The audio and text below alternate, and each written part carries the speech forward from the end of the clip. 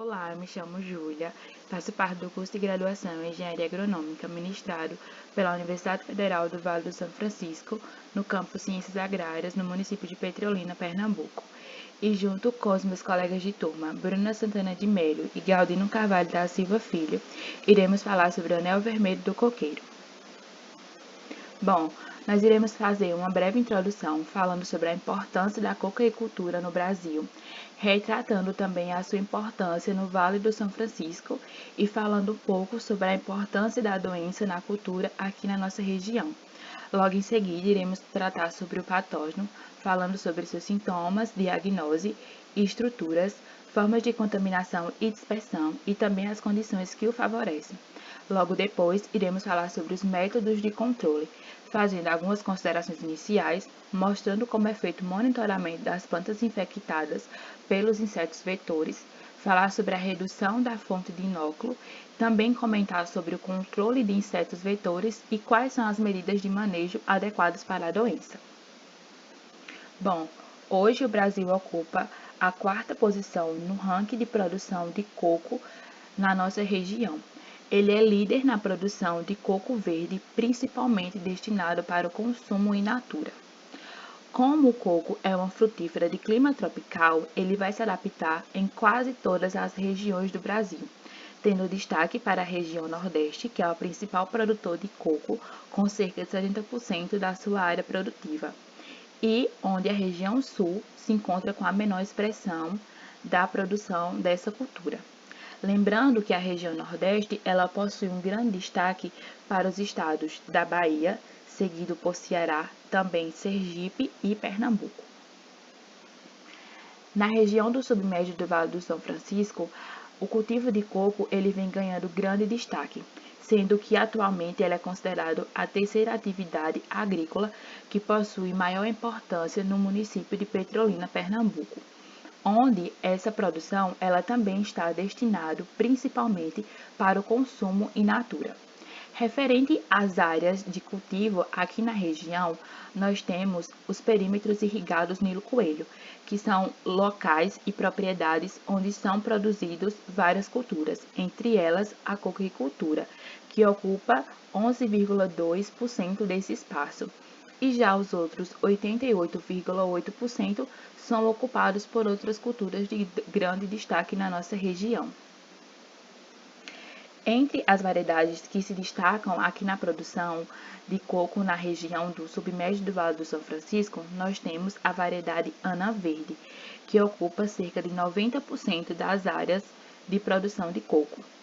Já cerca de 94% da produção de coco vem principalmente de pequenos agricultores, onde nesse caso eles produzem cerca de 7 hectares de coco na região. Com esse aumento da produtividade e também com essa elevada qualidade desses produtos que são produzidos aqui, muitas empresas elas vêm para a região tentando aprimorar suas atividades destinadas à cultura. Entre elas, temos destaque para a PepsiCo, que é uma empresa destinada principalmente à produção de alimentos e bebidas. Entre elas, temos como, por exemplo, o Quero Coco. Falando um pouco sobre a importância da doença na cultura, nós temos que o anel vermelho do coqueiro ele se destaca entre os limitantes dessa produção aqui na região, pois como é uma doença que possui um alto valor agressivo, ele pode levar à morte da planta em um curto período de tempo, que pode variar de 2 a 4 meses após a infecção.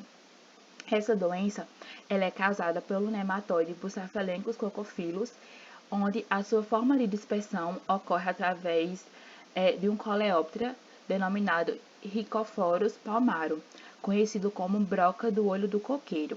Além disso, o primeiro relato do anel vermelho aqui no Brasil ocorreu no estado de São Paulo. E já na região aqui de Petrolina, Pernambuco, ela foi detectada pela primeira vez nas zonas de perímetros irrigados no ano de 2009. Com relação aos sintomas que são provocados pelo anel vermelho do coqueiro, eles irão poder variar pelas condições ambientais, idade e variedade das plantas que foram afetadas. Quando essa planta está no campo,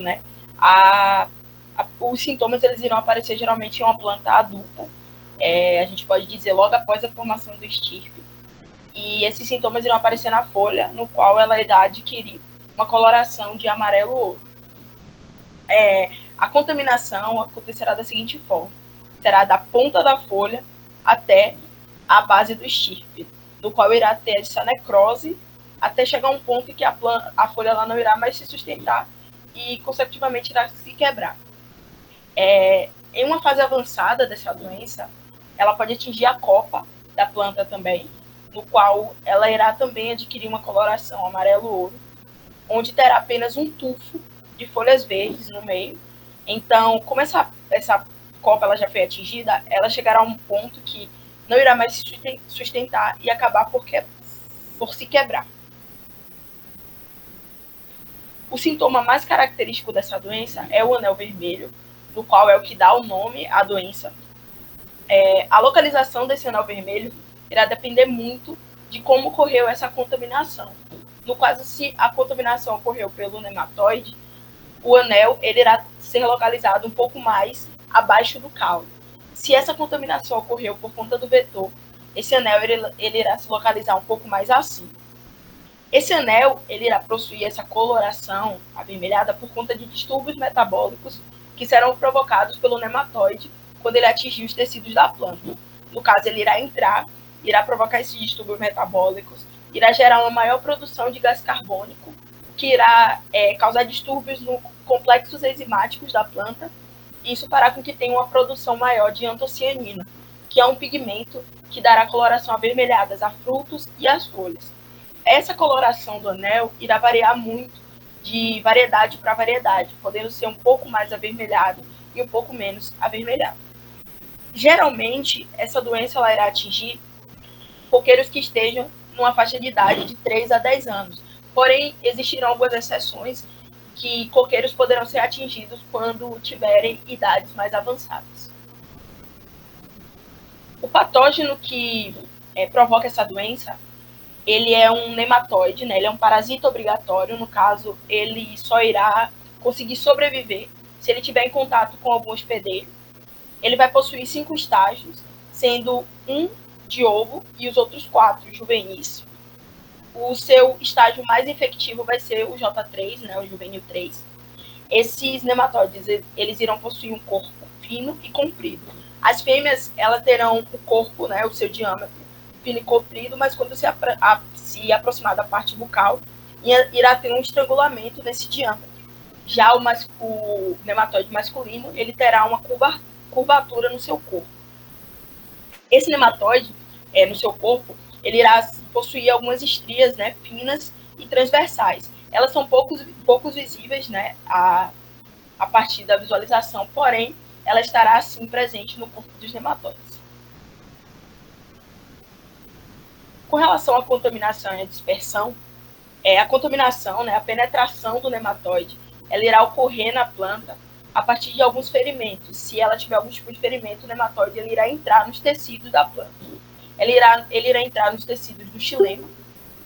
Então, quando ele entrar no tecido do xilema, ele acabará se alimentando pelas células do parênquima, e isso acaba trazendo alterações nessas veias do xilema. Então, quando ele se alimentar dessas células do parênquima, ele irá provocar um problema chamado de xilencoides, que fará com que as células elas se multipliquem de formas desuniformes. Isso acaba causando a oclusão vascular. E por conta do coco ele ser uma monocotiledônia, eles não irão formar o tecido do câmbio, né, o tecido cambial. E isso fará com que a planta ela acabe morrendo por conta dessa oclusão vascular. Além disso, essa dispersão, como o Vira falou anteriormente, também pode ser provocada pelo inseto vetor, que é o Rhicophorus palmaris, que ele irá ser atraído por conta de compostos fenólicos que poderão ser soltos tanto por uma planta sadia quanto por uma planta doente. A planta sadia irá liberar esse composto se ela sofrer algum tipo de ferimento, que pode ser ocasionado a partir de algum trato cultural. E A planta que está doente, né, ela vai liberar esses compostos fenólicos justamente por conta da putrefação que será provocada pela doença do anel vermelho. Então, muitos dos casos ocorrem por conta disso, né, que o patógeno, ou o vetor, ele vai entrar em contato com a planta doente, irá se contaminar e aí será atraído pela planta sadia, né, por conta de algum ferimento que pode ter sido provocado. E a partir disso ele vai acabar contaminando essa planta sadia. Por fim, né, a diagnose da doença do anel vermelho do coqueiro, ela tem um processo muito difícil de ser realizado, justamente por conta dos sintomas internos da doença elas se manifestarem muito antes do que os sintomas externos. Então, quando esses sintomas externos eles são manifestados, a planta ela já está no ponto que muitas das vezes não tem mais solução. Então, já é uma perda dessa planta. Além disso, a diagnose é dificultada também porque muitas das vezes os consultores que fazem esses diagnósticos, eles não têm o conhecimento suficiente para conseguir diferenciar esses sintomas e acaba por dar um falso positivo ou um falso negativo.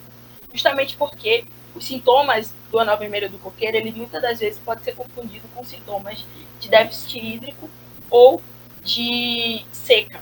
Então, é muito importante que esses consultores que fazem essas análises, se há doença ou não, eles tenham um conhecimento mais rebuscado, para que não acabe dando informações inverídicas.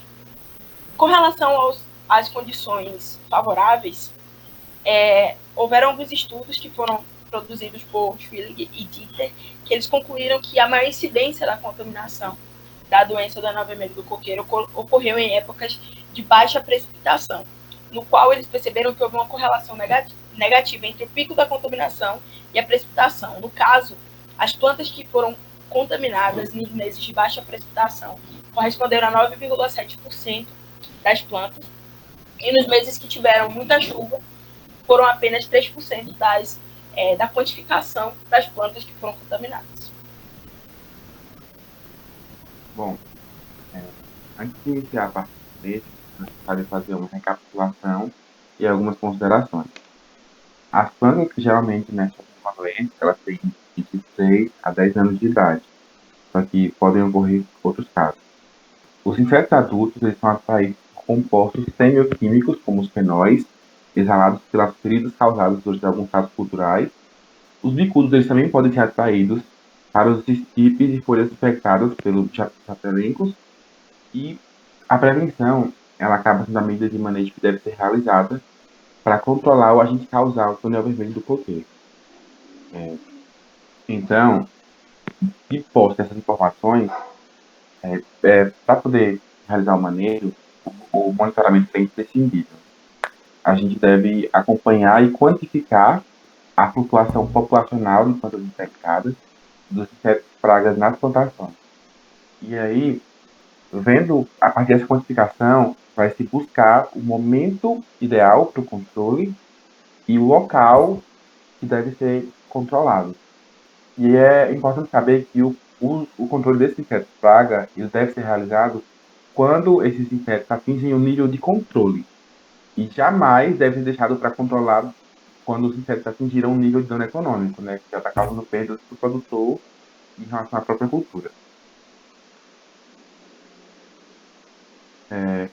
Assim, o monitoramento das plantas infectadas pelo nematóide, né, e aí essa população populacional dos insetos vetores, e a quantidade dos insetos vetores contaminados por nematóides, eles são observados, são quantificados, e essa quantificação deve ser rigorosa, né, considerando que a cultura ela é rapidamente devastada uma vez que a doença se instala. Assim, em intervalos de 20 a 30 dias, todas as plantas elas devem ser vistoriadas e os dados devem ser coletados. E, se precisar, esse intervalo pode ser diminuído.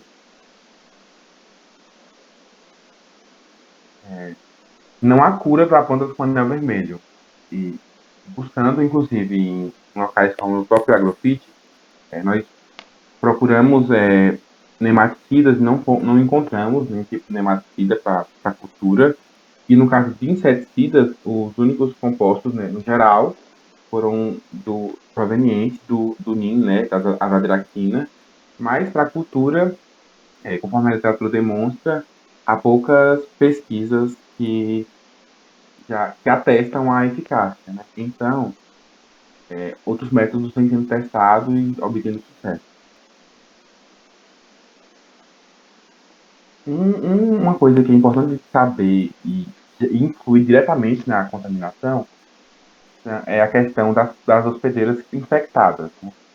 Se essas hospedeiras são mantidas na área, elas vão conduzir outras plantas da área a serem infectadas também. Então, é ideal que elas sejam eliminadas utilizando motosserra e cortadas em pedaços e queimadas, para que não sobrem resíduos que atraiam os vetores ou mantenham o, o nematóide em campo.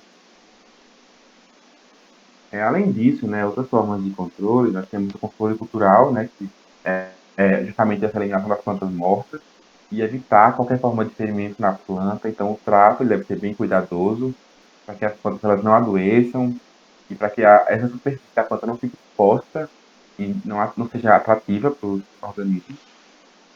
Já o controle mecânico, né, ele envolve a questão da coleta e destruição de larvas, pulpas e adultos encontrados em plantas mortas ou nas próprias armadilhas, sobre as quais eu discorrerei mais à frente. E o controle biológico, conforme consta na literatura, a gente tem um destaque para parasitoides como Paratheresia amenese, Atalea funifera e o fungo conhecido como Beauveria baciana. Eles são promissores. Esse último, ele é inclusive utilizado nas listas das armadilhas. Um tópico muito importante e que é o método de controle mais utilizado, né, considerando que não há cura e sim prevenção, é o controle comportamental. E nesse sentido, são utilizadas armadilhas do tipo alçapão, buscando de produtores e pessoas que convivem com essa doença e controlam. As armadilhas foi o que eu mais encontrei. Então, tem vários vídeos explicando como elas são feitas, as variações. E é de fato o que tem funcionado e o que tem sido amplamente utilizado. Então, essas armadilhas elas são feitas a partir de baldes plásticos com capacidade de 20 litros ou mais. Né? Esses baldes eles são feitos pequenos furos nas suas bases para poder drenar a água. E a tampa ela é perfurada e nessa perfuração, né, a gente coloca funil com a parte mais estreita cortada e aí essa parte mais estreita ela é voltada para dentro. Então o inseto, né, uma vez atraído pelos atrativos sobre os quais eu falarei, ele entra na armadilha e ele não tem dificuldade e ele acaba tendo dificuldade para sair dela. Então, essas armadilhas são muito úteis, inclusive tem armadilhas que essa base é feita da tampa da vasilha, armadilhas que essa base pode ser feita até de própria madeira e a garrafa PET acaba sendo utilizada, então acaba sendo um método econômico, né? As armadilhas, né, elas podem ser feitas, né, a partir de pedaços de colmos de cana-de-açúcar ou uma cauda, né, que pode ser uma cauda de 800 ml de água a 200 ml de melaço e pode ser utilizado nisso o feromônio comercial. E aí esse feromônio ele é bastante divulgado e sua eficácia ela é comprovada, né? Vários artigos na literatura destacam esse potencial que esse feromônio possui. Então, ele acaba também sendo muito útil no controle. E essas iscas, elas devem ser trocadas a cada 15 dias, né? Justamente para poder manter essa regularidade e aí coletar os dados que são necessários e destruir os próprios insetos. E aí esses insetos eles podem até ser levados para o laboratório, né, e serem feitos 2 cortes longitudinais neles, são armazenados de 8 a 24 horas hum, com água, são peneirados os nematóides, e aí esses nematóides, né, se houverem, eles são analisados com microscópios e estereoscópios. Controle comportamental, né, ainda nas armadilhas, há variações de formas de distribuição delas. A literatura fala que uma armadilha pode ser usada a cada 5 hectares ou a cada 200 metros, quando a população for baixa, né, abaixo de 15 insetos por armadilha por quinzena. Em níveis mais baixos ainda, essas armadilhas elas podem ser distanciadas 300 metros uma da outra, sendo que elas ficam nas bordaduras da área. E quando a população for alta, essas armadilhas elas ficam a 150 metros, acima de 15 insetos por armadilha por quinzena. E quando a população for muito alta, for muito elevada, essas armadilhas elas são introduzidas para dentro da área. Então, elas se limitavam à bordadura antes, quando a população estava baixa, e agora elas são colocadas no interior da área. Além disso, né, medidas de manejo são necessárias serem adotadas, justamente para evitar que esse organismo ele seja passado para outras plantas e para áreas que são isentas, né? Então, folhas do coqueiro que ainda não estejam completamente secas, elas devem ser evitadas de ser cortadas, para não liberar esses compostos. Assim que se utilizar uma ferramenta para cortar plantas doentes ou para colher frutos, é importante que seja higienizada, né, com água sanitária e a água em partes iguais, sendo que a água sanitária em concentração de 2 a 2,5%. E aí também, né, é importante controlar a irrigação, porque o excesso de umidade no solo, ele pode fazer com que esses nematóides eles tenham mais área para se movimentar, então que a água possibilita esse movimento, então as áreas mal drenadas, né, vão acumular esses nematóides, e a própria drenagem em si já acaba ajudando, né, porque eles acabam sendo mais fáceis de se locomover na área. E aí, uma coisa muito importante de ser feita, né, em relação aos tratos culturais é que quando há áreas infestadas e áreas isentas, os tratos culturais eles devem ser realizados por último, as áreas que estão infestadas, para justamente evitar que esse nematóide ele vá para as áreas que não têm problemas com a doença. Né? E, bom, amiga volta. Só fazendo um adendo, né?